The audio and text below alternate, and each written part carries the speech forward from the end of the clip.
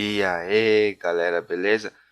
Nessa vídeo aula de hoje eu ensinarei a vocês como corrigir aquele erro do PES 2015, beleza?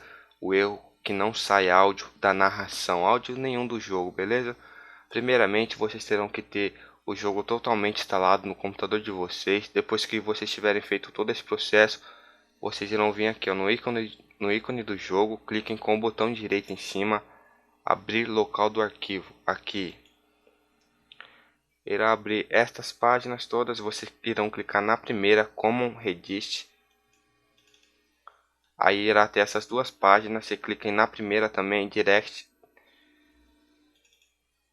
Irá ter essa, você clica nessa. Irá ter todos esses ícones dentro da pasta.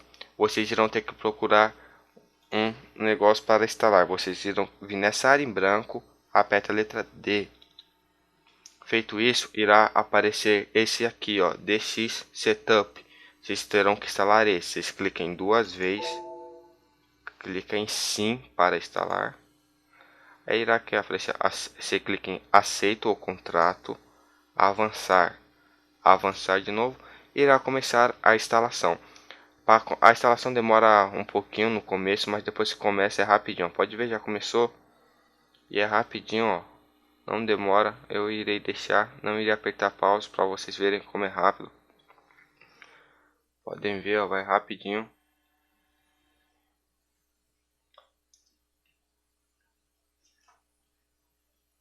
Pronto. Terminou, ó, só apertar em concluir. Já está tudo feito, certo? Agora nós iremos abrir o jogo para ver que o áudio está funcionando normalmente. Pronto galera, pode ver, eu estou abrindo o jogo para mostrar para vocês que o áudio está funcionando.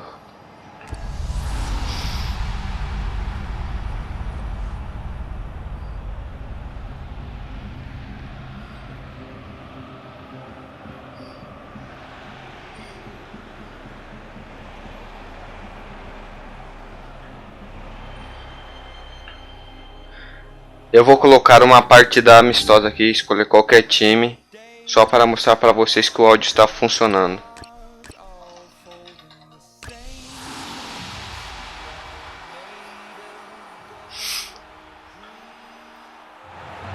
Podem ver, já sai áudio. Antes não saía nada de áudio. Quem vai narrar esse jogo sou eu, Silvio Luiz. Nos comentários do Bet.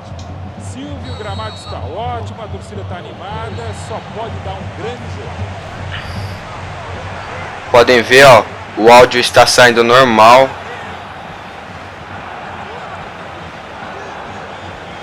Eu coloquei a partida só para mostrar para vocês que o áudio está saindo sem nenhum erro.